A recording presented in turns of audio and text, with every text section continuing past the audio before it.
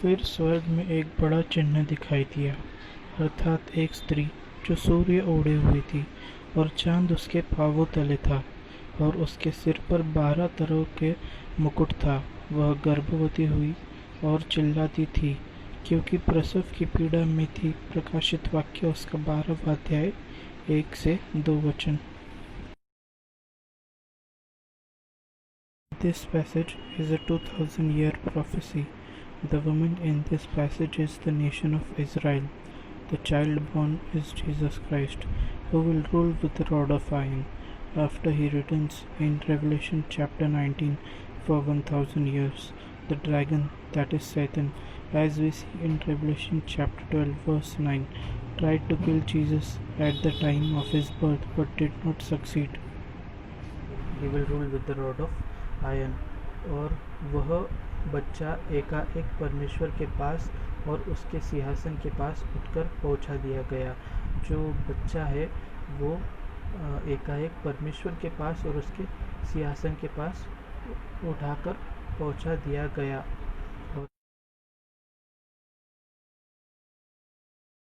और चैप्टर 13 में हम अब जब देखते हैं तो उसमें वन वर्ल्ड गवर्नमेंट, जो the rise of anti Christ, इसके बारे में बताया गया है।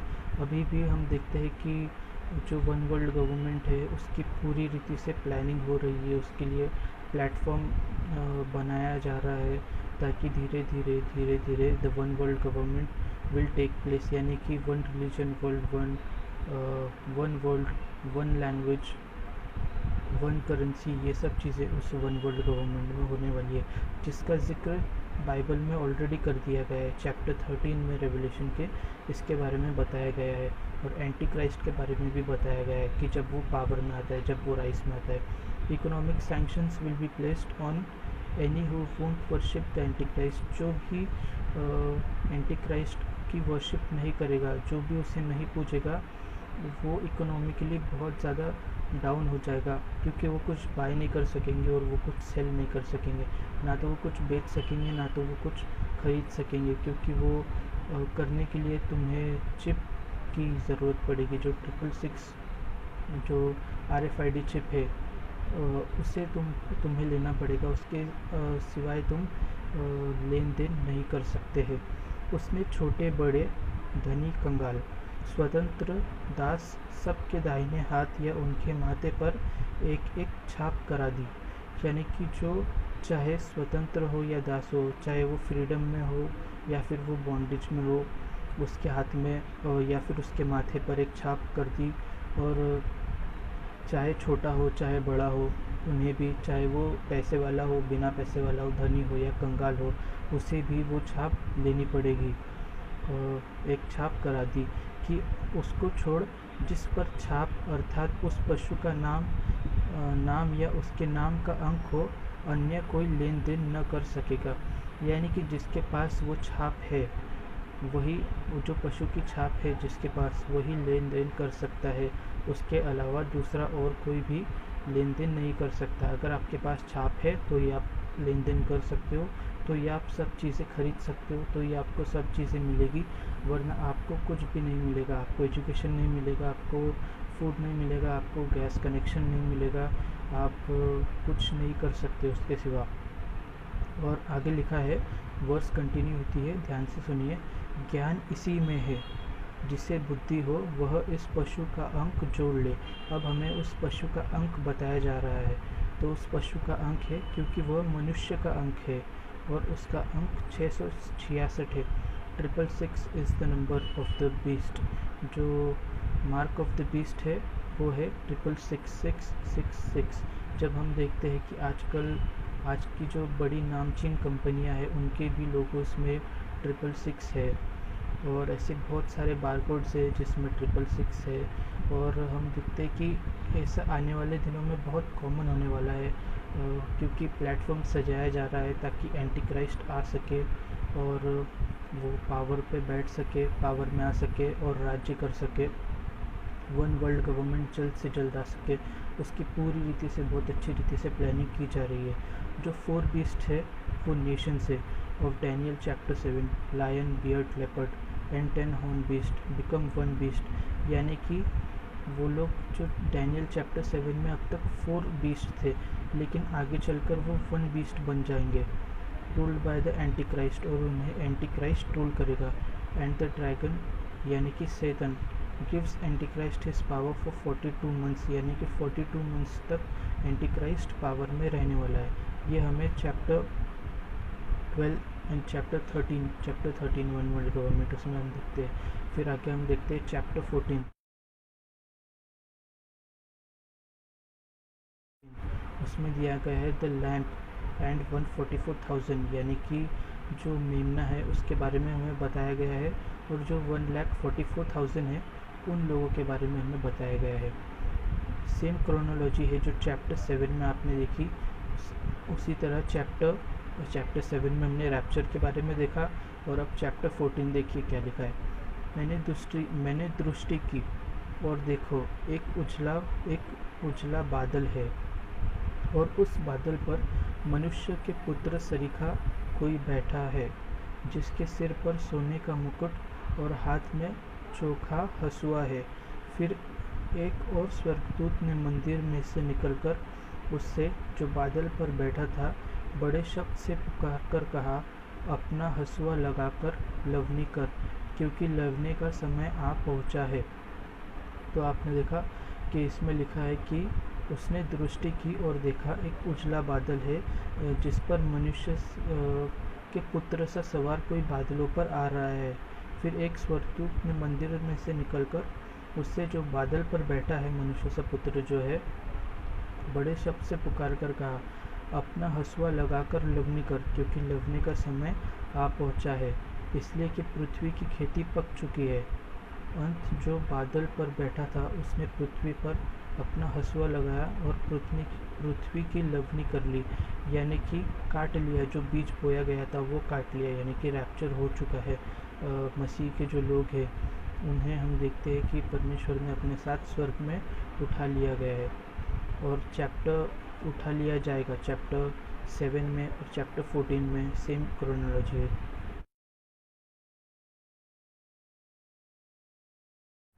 अब हम देखते हैं चैप्टर 15 एंड चैप्टर 16।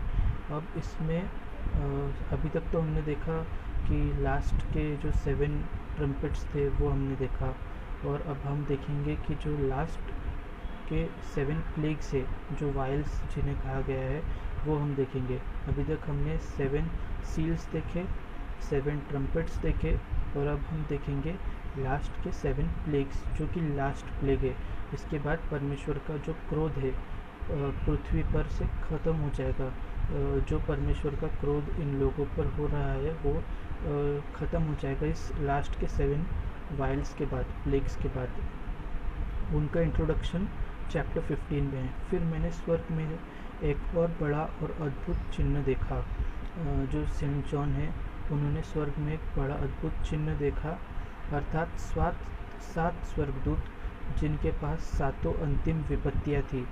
लास्ट के जो 7 अंतिम विपत्तियाँ, जो 7th प्लेग्स थे, वो उन्होंने देखा स्वर्गदूत के पास थे, क्योंकि उनके समाप्त हो जाने पर परमेश्वर के प्रकोप का अंत है, यानी कि जब वो ख़त्म हो जाएगी, जब वो समाप्त हो जाएगी लास्ट के 7 प्लेग्स, उसके बाद परमेश्वर का जो क्रोध है, जो प्रकोप है, उसका अंत हो जाएगा।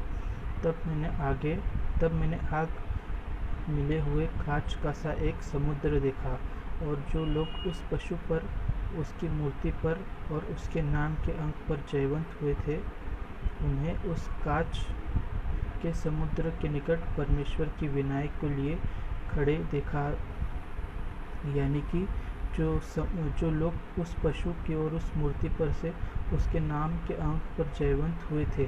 हम देखते हैं कि जब एंटी क्राइस्ट रूल करेगा, जब वन वर्ल्ड गवर्नमेंट आएगी, तो हमारी ऐसी बुरी हालत हो जाएगी कि हम कुछ ले नहीं सकेंगे, हम कुछ खा पी नहीं सकेंगे, हमें कुछ कनेक्शंस नहीं मिलेंगे, हम एजुकेशन नहीं ले सकेंगे।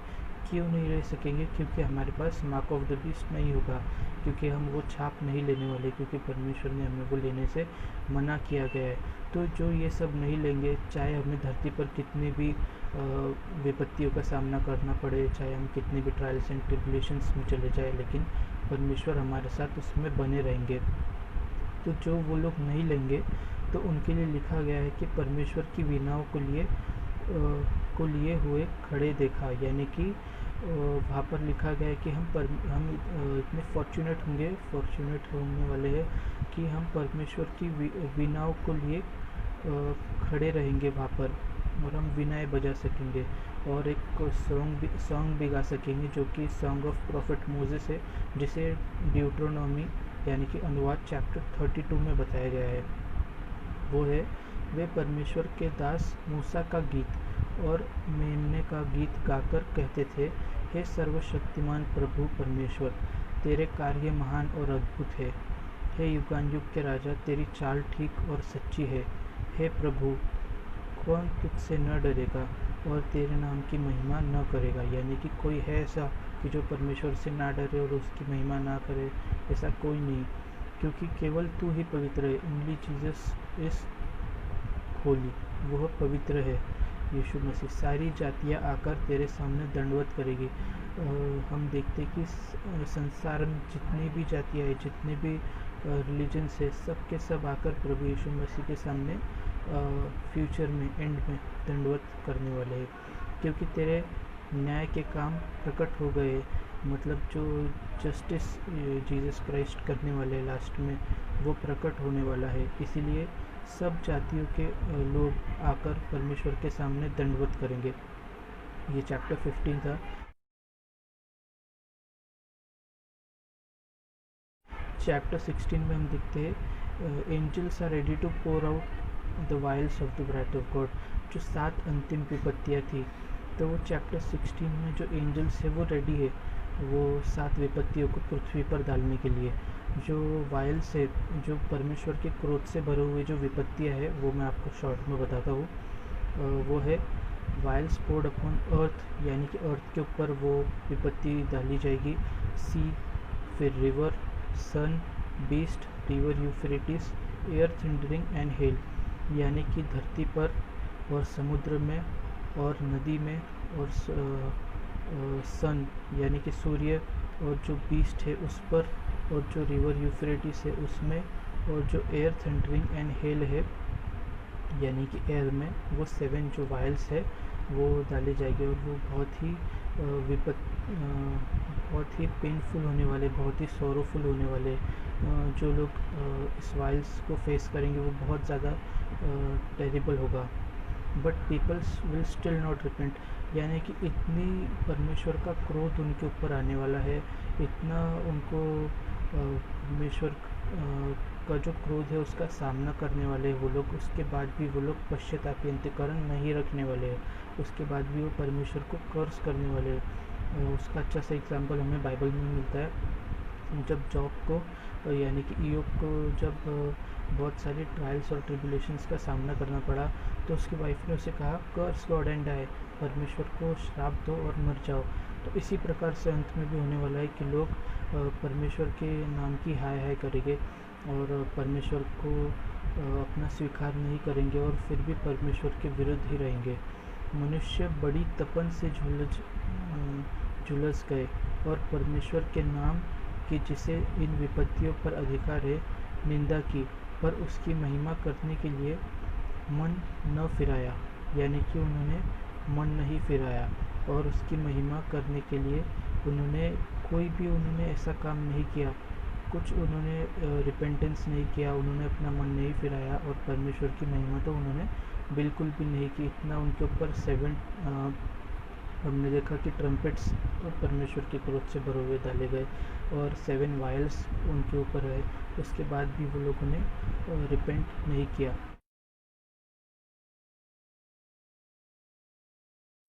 फिर हम देखते हैं चैप्टर 7 एंड चैप्टर 18। अब जो इसमें है जजमेंट होने वाला है एंड फॉल ऑफ बेबीलोन, यानी कि जो वन वर्ल्ड गवर्नमेंट है वो कोलैप्स होने वाली है और उसे यीशु मसीह ख़त्म कर देंगे।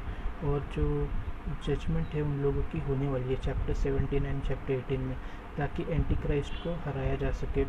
उसकी ये स्टार्टिंग है।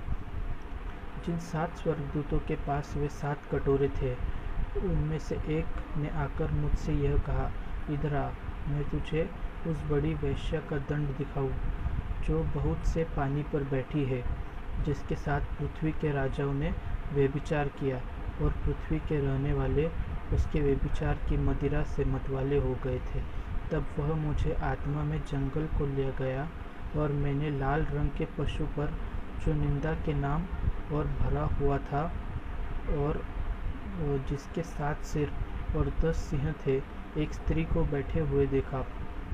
इसमें जिस स्त्री के बारे में बताया गया है वो ग्रेट सिटी है, which reigneth over kings of the earth, यानी कि एक जो बड़ी सिटी है, मोस्ट प्रोबेबली वो द सिटी ऑफ रोम है। और जो राजाओं के बारे में बताया गया है, किंग्स ऑफ द अर्थ है। जो 10 हॉर्न्स के बारे में बताया गया है वो 10 किंग्स है। और जो पानी का जिक्र किया गया है वो नेशंस है, यानी कि जो लोग हैं, जो समाज है, people, Nations, multitudes and tongues, मतलब इन लोगों के बारे में बताया गया। जो मल्टीट्यूड्स ऑफ पीपल है, जो नेशंस है, अलग अलग जो नेशंस है टोटल, उनके बारे में इसमें बताया गया है कि परमेश्वर उन सबका न्याय करने वाले, उनका जजमेंट करने वाले। और जो 7 हेड्स बताए गए, जो 7 सिर बताए गए हैं, वो 7 पहाड़ है, 7 माउंटेन्स है। तो इस प्रकार से परमेश्वर उनका जजमेंट करने वाले हैं।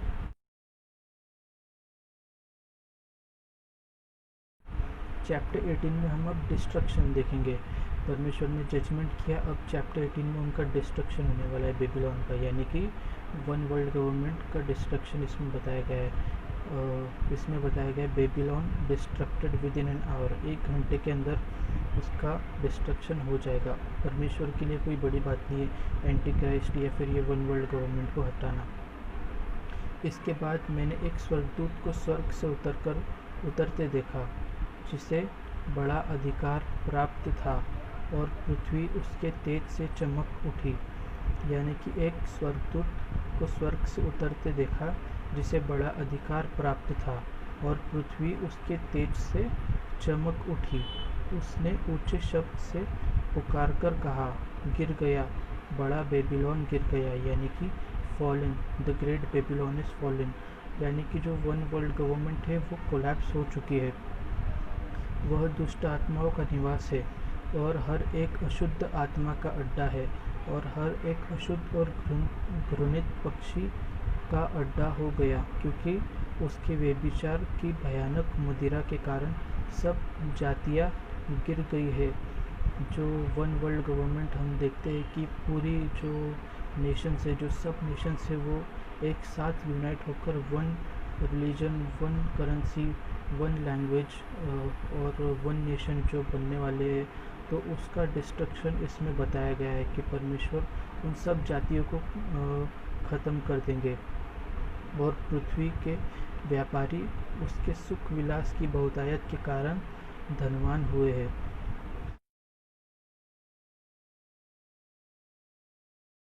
और चैप्टर 19 अब हम देखते हैं कि चैप्टर 19 को सबसे मेन इम्पोर्टेंट ये है कि जीसस क्राइस्ट वाइट हॉर्स पर सवार होकर आ रहे हैं, सफ़ेद घोड़े पर सवार होकर यीशु मसीह आ रहे हैं और वो बैटल होने वाला है, बैटल ऑफ आर्मेगेडोन जिसे कहा गया है, जिसमें प्रभु यीशु मसीह एंटी क्राइस्ट और फॉल्स प्रॉफिट को ख़त्म करने वाले, इसमें वो दिया गया है। Chapter 19 starts with after these things, that means after 7th trumpet and vial poured in air, यानी कि जब 7th trumpet और 7th vial जब हवा में उंडेल दिया जाएगा, उसके बाद में यीशु मसीह आएंगे। बैटल ऑफ आर्मेगेडोन उसके बाद होने वाला है, जब परमेश्वर का क्रोध ख़त्म हो जाएगा पृथ्वी पे से, तब यीशु मसीह आएंगे और एंटी क्राइस्ट को ख़त्म करेंगे। इसके बाद मैंने स्वर्ग में मानो बड़ी भीड़ को ऊंचे शब्द से यह कहते सुना, हालेलुया, उद्धार और महिमा और सामर्थ हमारे परमेश्वर ही का है, क्योंकि उसके निर्णय सच्चे और ठीक है। यानी कि यीशु मसीह सामर्थी है और वो महिमा के योग्य है और उसके जो निर्णय है वो महिमा और सामर्थ हमारे परमेश्वर के है, क्योंकि उसके निर्णय सच्चे हैं। उसने उस बड़ी वेश्या का, जो अपने व्यभिचार से पृथ्वी को भ्रष्ट करती थी, यानी कि जो वेश्या है वो बेबीलोन है, वन वर्ल्ड गवर्नमेंट उसे ये टाइटल दिया गया है, न्याय किया और उसके अपने दासों के लहू का बदला लिया गया है। यानी कि जो लोग उस वन वर्ल्ड रिलीजन में पार्टिसिपेट नहीं करेंगे, जो मार्क ऑफ द बीस्ट नहीं लेंगे, वो उनका कत्ल भी किया जाएगा, उन्हें मारा भी जाएगा। तो उसका रिवेंज, उसका बदला यीशु मसीह लेंगे। फिर दूसरी बार उन्होंने कहा हालेलुया, उसके जलने का धुआं युगान-युग उठता है, युगान-युग उसका धुआं उठता है। Jesus finishes his descent to earth after the marriage supper of the Lamb and pouring of the vials, destroys the armies of the nations at Armageddon, and throws the Antichrist and false prophet into the lake of fire। जो lake of fire है उसमें Yeshu Masih antichrist and false prophet को डाल देते हैं। It is the actual battle of Armageddon. तो उसमें हम देखते हैं कि बैटल ऑफ आर्मेगेडोन में एंटीक्राइस्ट और जो झूठा भविष्यवक्ता है फॉल्स प्रॉफिट, उसे यीशु मसीह नरक में डाल देंगे। फिर उसके बाद हम देखते हैं चैप्टर 20,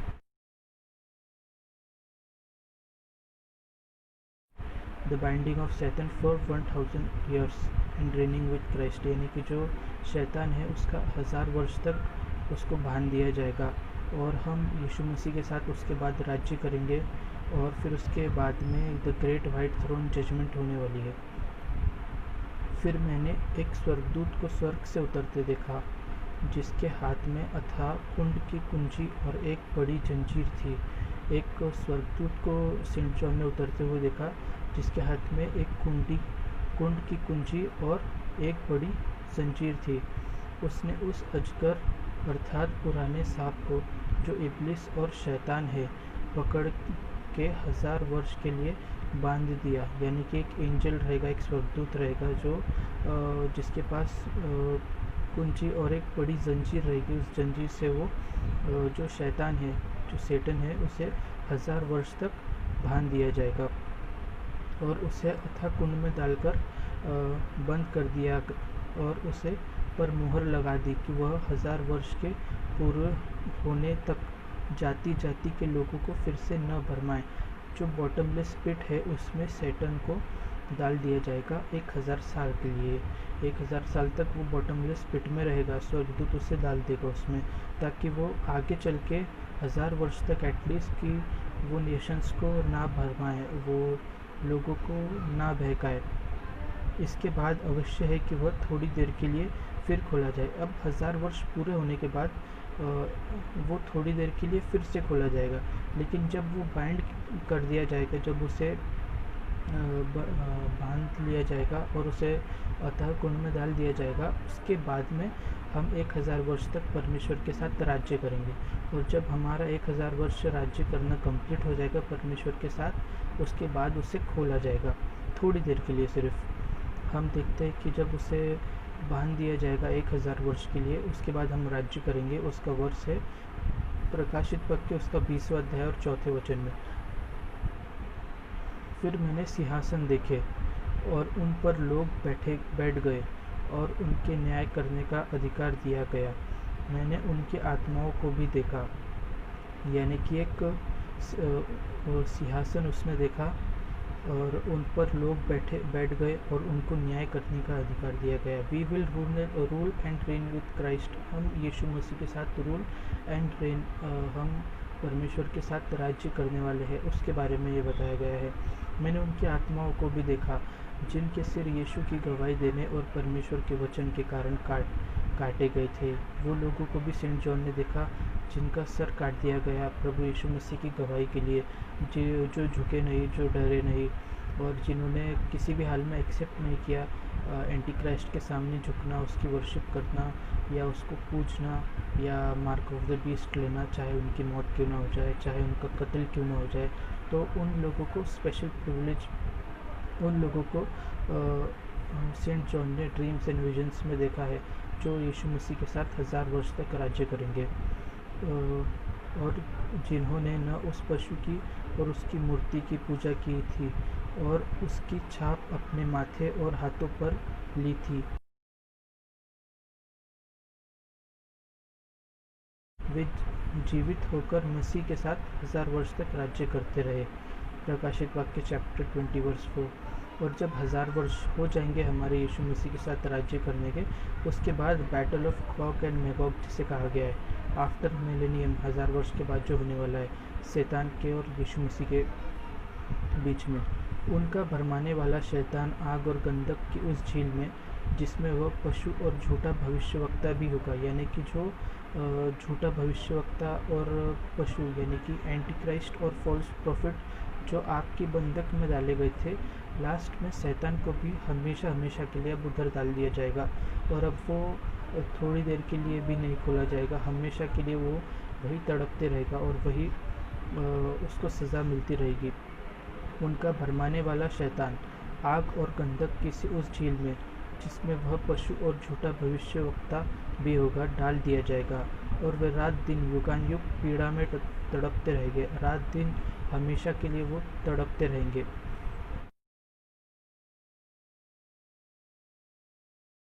चैप्टर 21 और चैप्टर 22 हम देखते हैं। अब सब कुछ चैप्टर 20 तक ख़त्म हो चुका है, यानी कि शैतान को भी नर्क में डाल दिया गया है, एंटी क्राइस्ट फॉल्स प्रॉफिट उनकी भी जजमेंट हो चुकी है, उन्हें भी नर्क में हमेशा के लिए तड़पने के लिए डाल दिया गया है। जो लोग थे जो यीशु मसीह की आज्ञा नहीं मान रहे थे, उनकी भी परमेश्वर ने 7 ट्रम्पेट्स एंड 7 वाइल्स से उनका भी परमेश्वर ने जजमेंट कर दिया। और 7th सील के बाद जो 6th सील है उसके बाद में जो रैप्चर है उसमें भी परमेश्वर ने हमें उठा लिया, उसके पास बुला लिया। और ये सब होने के बाद में अब फिर से एक न्यू हेवन और न्यू अर्थ होने वाला है। पुराना हेवन पुराना अर्थ पास हो चुका, अब न्यू हेवन एंड न्यू अर्थ है। देखिए चैप्टर 21 एंड चैप्टर 2 इसके बारे में है। फिर मैंने नए आकाश और नई पृथ्वी को देखा, क्योंकि पहला आकाश और पहली पृथ्वी जाती रही थी और समुद्र भी ना रहा। जो नया हेवन और नया अर्थ है उसके बारे में बात हो रही है। फिर मैंने पवित्र नगर नए यरूशलेम को स्वर्ग से परमेश्वर के पास उतरते देखा। जो हेवनली जेरूशलेम है उसके बारे में बताया गया है कि स्वर्ग से उतरते यीशु मसीह के पास आते हुए देखा, परमेश्वर से उतरते देखा। वह उस दुल्हन के समान थी जो अपने पति के लिए श्रृंगार किए हो, यानी कि वो एक ब्राइड के समान थी जो अपने दूल्हे के लिए सजकर श्रृंगार करती है। उसके समान वो न्यू जेरूशलेम था, हेवनली जेरूशलेम। जो जय पाए वही इन वस्तुओं का वारिस होगा, जो लास्ट तक बने रहेगा, जो नहीं झुकेगा, जो एंटी क्राइस्ट के सामने किसी भी हालत में चाहे हमारी मौत क्यों ना हो जाए, जो नहीं झुकेगा और जो अनंत काल तक अगर हमें बने रहना है प्रभु यीशु मसीह के साथ, हमें रेन करना है, रूल एंड रेन करना है, तो हमें उसकी आज्ञाओं को मानना ज़रूरी है। इसलिए लिखा है जो जय पाए वही इन वस्तुओं का वारिस होगा और मैं उनका परमेश्वर होऊंगा और वह मेरे पुत्र होंगे। चैप्टर 21 उसके वर्स 7 में। तो इस चैप्टर 21 में new heaven and new earth discuss किया गया है। अब सबसे लास्ट चैप्टर जो बुक ऑफ रेवलेशन का चैप्टर 22।